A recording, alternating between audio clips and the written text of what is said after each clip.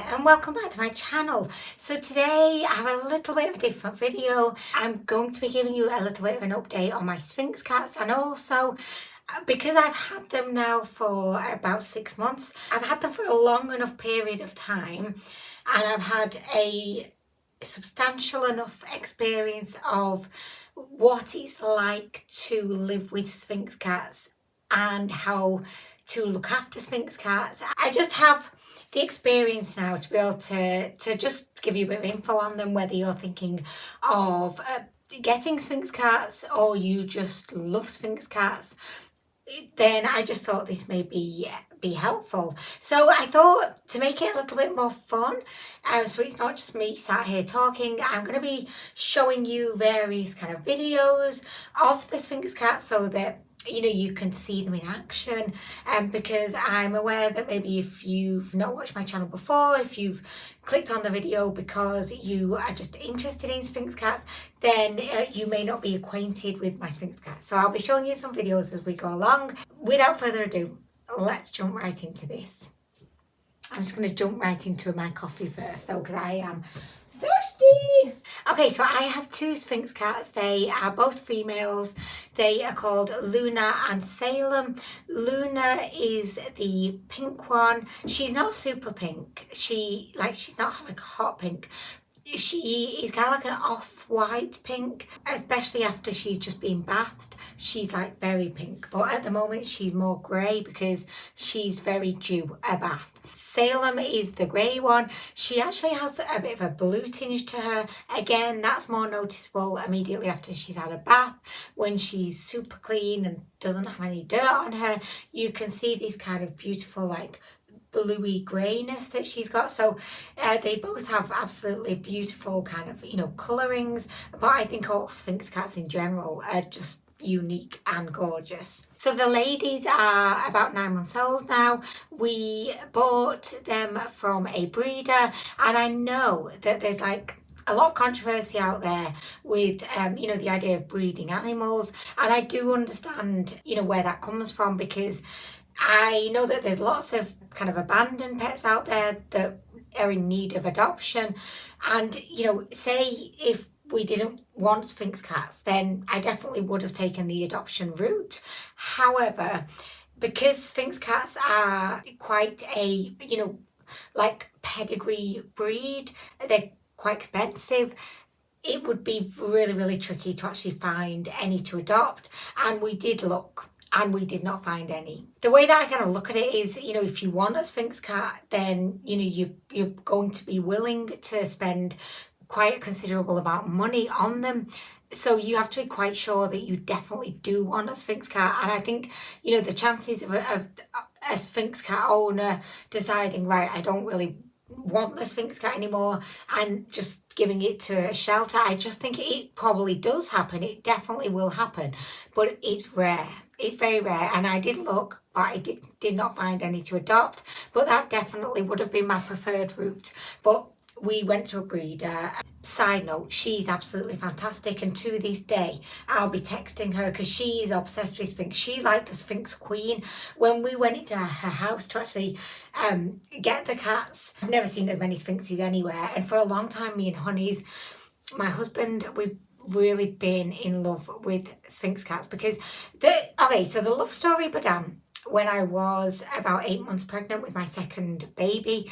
We'd gone to a pet shop and there was a Sphynx cat there, just one Sphynx cat. Before that moment, like before I actually felt a Sphynx cat, I always had an idea that they would feel like horrible. Like I thought they would feel like sweaty, like skin. But oh my gosh, you need to touch a Sphynx cat. If you've never touched one, you've got to make it your life's mission. Like add it to the bucket list, because they feel completely different to how you expect they're going to feel. And actually my two Sphynx cats have different like feels. Does that make sense? So Salem, she has more of like a velvet kind of feel, because she does have a tiny, tiny bit of hair, and her tail is actually fairly hairy. So Salem has kind of like a velvet feel, whereas Luna has more like a suede feel. Luna, like I can't detect any hair on her really at all. So she just feels like a warm suede. Also, another thing to mention is Sphynx cats are very, very warm to the touch, but because they have no hair, they lose heat really, really fast. And that's one of the reasons why they do say that Sphynx cats are indoor cats. So if you go ahead and buy a Sphynx cat, be prepared that, you know, you're not going to really be able to let them out by themselves. There's a few reasons for that. One is if it's cold where you live or it's just a cold season, they're going to get hypothermia because they just don't have the fur or the hair to keep them warm. It'd be like in the middle of winter, like us going out with no coat, but naked. It'd be like us going out naked and we, you know, would be freezing. It's the same thing with the Sphynx cat. Whereas all the other cats have like, you know, really thick fur in general.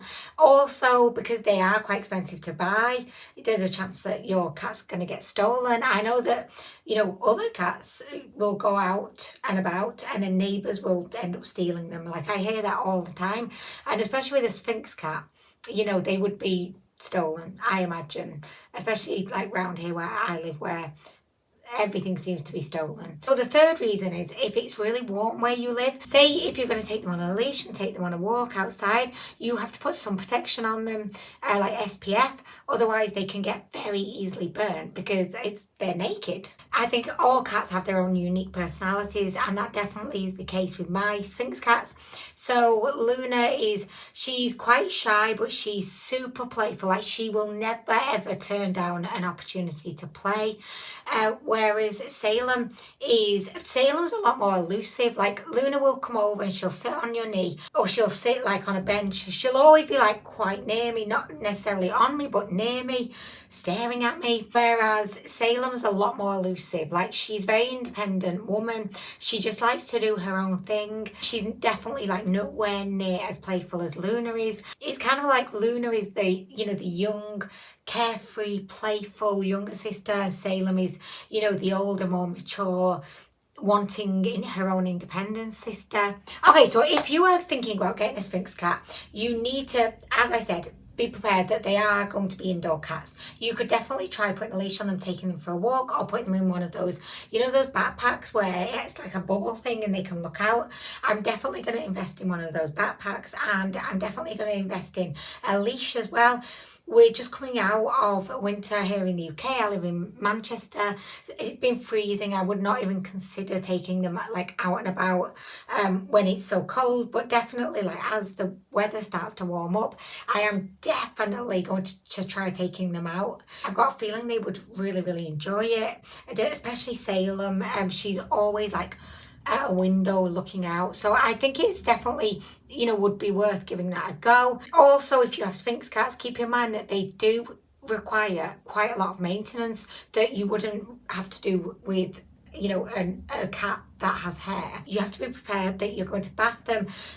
Some people say once a week. I say once a month. Our breeder, and I'm not saying that our breeder is the be all and end all of info. Everyone gives different info. The vets give different info. Like you could come across two different vets and they both give you, you know, different advice.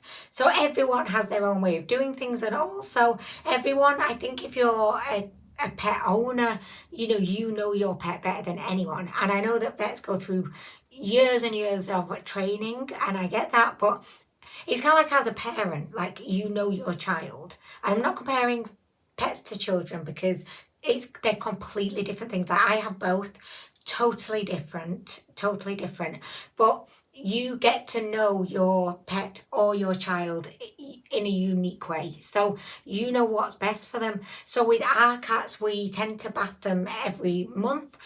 If they were super dirty, say, we would definitely like give them a bath, but generally it's once a month. Salem doesn't mind a bath. I mean, she doesn't love it, but she doesn't really mind it. She'll go in and she'll just stay, like she'll be like frozen, like a statue. So she's really, really easy in the bath, whereas Luna fucking hates a bath. Oh my gosh. Honeys has to oh my gosh, he does Luna. I don't dare do Luna. Luna she is a savage in the bath. We use Johnson's baby shampoo just to give them a little bit of a scrub.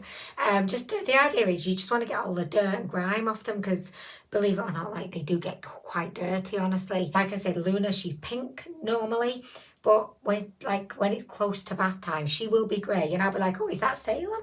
And we all get confused, like, is that Salem or Luna? We just don't know our own pet. That's ironic, isn't it? After me just saying we know our own pets uniquely. I would definitely say, like, if you do it monthly and you just have like a routine going, it will hopefully get them used to it. We are finding that it does, it gets easier every time. Or does it? I don't know. My inner voice is saying, no, I don't think it does. Not with Luna. I don't think Luna's ever going to love a bath. But I think we get more used to it. Probably. That's probably the truest statement. You also have to clean out their ears, which is really, really strange. And you wouldn't really think this, but their ears get absolutely full of earwax. It's insane. Like, so if you look up on like TikTok or YouTube, I'll put a little video so that you can actually see the grime that's in their ears, and oh my gosh, you should see what comes out. So if you use the regular like Q-tips, you've got to be like really, really careful. And I highly recommend the best time to clean out their ears is straight after a bath. It's kind of like with yourself. If you imagine after you've had a bath, everything's just loose, so it's the best time to do anything on your body. So it just makes it a lot easier just to be able to all the grime and ear wax, it all just like slides out. We go through about 25 Q-tips on one cat, and it'll just be like covered in like black grime. You also have to clean their nails, so you can do this by just gently like pulling back like the nail bed, and then you get underneath. And we've only done it once, and we've had them 6 months now. We've literally only done it once. We find that our cats, they don't really get that much dirt in between their nails. I think it probably depends like what cat litter you use, because I imagine that some cat litters may get under the kind of nails more, but I don't know. We use a really cheap cat litter, by the way. It's from Tesco, and it costs like £2 for like a big bag. So yeah, we just go with that. I don't think you need to pay a lot of money for cat litter. Like if you did, oh my gosh, like I probably would have to sell a kidney, because some of those cat litters are so expensive. Okay, so on to kind of what we feed the Sphynx cats. So they just have like a regular diet. We started off giving them wet food, so they would have like a tin of meat, because that's what the breeder gave us. She gave us like 20 like tins of this like wet food. So we would give them the wet food, and they really loved it. But then after doing like lots of research and speaking to our vet, we kind of made the decision to move on to dry food only, because just, there's lots of benefits, like do your own research, but it's better for the teeth, it's better for digestion, it causes them to have less smelly poops. It's just all around better, honestly, for them. So now we give them dry food, and they have it 3 times a day. So we have these little bowls that they're tiny. I'll show you, I'll put a video here. So I'll show you like how much like portion sizes that we give them. So I forgot to mention that we do have another cat called Dude. Dude is amazing. So Dude is just like he's a regular domesticated short hair, I think they call it. He's a tuxedo cat, so he's black and white, and looks like he's got this tuxedo. He's so cute. But Dude, he has the same diet. He has the same lifestyle as the girls, but he doesn't have baths. Although we did think maybe we'll try Dude in the bath one day, but I don't think he would like it, but we'll see. So yeah, diet-wise, like just going off my experience, they go along with our domesticated cat. They just have the same food he does, and yeah, we don't really feel like we have to spend a lot of money on getting like, oh my gosh, like a £20 bag of like kibble. We get, I think it's a Whiskers one. We've gone through a few different versions, but we've kind of landed at this Whiskers one now, because it's a complete food. Like always make sure that you're buying a complete kind of kibble, which means that it's basically not just a treat. It contains all of the vitamins, minerals, fibres, everything that is required for a cat to have like a really healthy diet. So yeah, before we got Sphynx cats, like I did so much research, as you should always do, and I did it like honestly in my mind I thought, oh my gosh, like is this going to be a lot of work? Like, and I think my concerns were more around the maintenance, having to bath them, because I thought we'd have to do it every week, having to like clean their ears, clean their nails. I did think that they were going to be quite high maintenance, but in reality, like for me, they're actually very low maintenance, although, right, okay, let me tell you, right, this is what I need to tell you, right? If you're going to be getting a Sphynx cat, be prepared. They are going to jump up on you. My Sphynx cats use any opportunity when I'm bending down, when I'm on the toilet. They're obsessed with watching me on the toilet, but they use any opportunity to jump on me. They just want to be on my shoulders. Unlike a lot of other cats that I've had in my past, at this age, like, they're still very young, they're still kittens, they're not lap cats. They are not lap cats, and every Sphynx cat's different. So I can only tell you about my experience, but they're not lap cats. They're not the kind of cat that just comes over and sits on your knee. No. The only time they do that is when the heating's off and they're cold. Then they want to come and sit on your knee because they want to take advantage of your body warmth, which is lovely, of course. I wish they sit on my knee all the time, but they very rarely do. However, at bedtime, this is just so cute because I've got two young boys, right, who are 6 and 8, and I always wanted them to have a pet where the pet would come and hang out with them at bedtime and stuff. Oh my gosh, the Sphynx cats they're ideal pets if you've got kids, because at bedtime the girls will come up, one will go under my eldest's duvet and the other one will go under my youngest duvet, and they'll just sleep under the duvet with you. And then I keep my door shut at night because I find it can be a little bit I don't want to say disruptive, but you know when you're trying to sleep and then there's a cat there and I feel bad moving, so I'll end up in just a really uncomfortable position because I just don't want to move the cat because I'm enjoying them being there so much. So I just shut my door so that, because the boys like having them in their beds and they don't really interrupt the boys' sleep or anything. So they sleep with the boys, they go under the duvets, and that's so cute. Oh my gosh, the one major negative and the thing that I would just say please be prepared for is the Sphynx cats. They're going to want to climb up you. I don't really have too many. I'll show you. I don't think I have too many scratches on my back at the moment, but oh my gosh, you should have seen my back at one point. So I don't think I even have that many scratches on my back at the moment, but honestly, when we first got the cats, it was doing my head in, honestly. It was doing my head in. They were just constantly jumping up and my back was covered in scratches and it was so painful.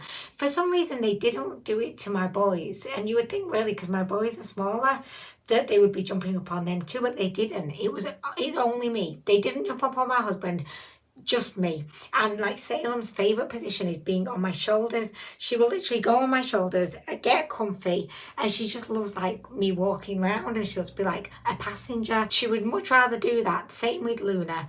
They much rather be on your back observing as opposed to being sat on your knee, like a regular cat would.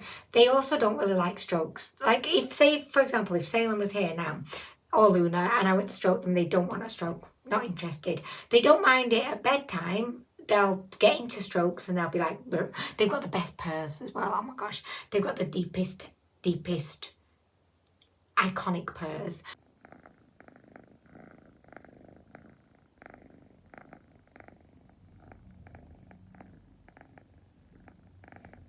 So far, my Sphynx cats are still kittens, so there's still a lot of changes that they're going to go through, and I'm hoping that as they get a bit older, maybe they will become a bit more lap catty and less jumpy uppy. Do you know what I mean? They're very beautiful creatures, and I would recommend. I mean, I'm a lover of Sphynx cats. I'm a lover of all cats, to be honest.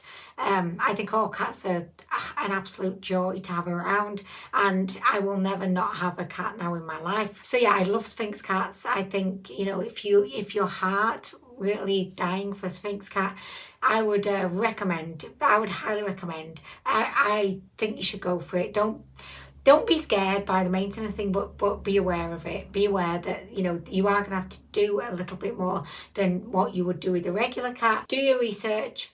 Watch lots of videos. That's what I did, and then make your own conclusion. But anyway, I hope that this video was a bit helpful to you, as I just wanted to put a bit of info out there and show you some videos of the Sphynx cats.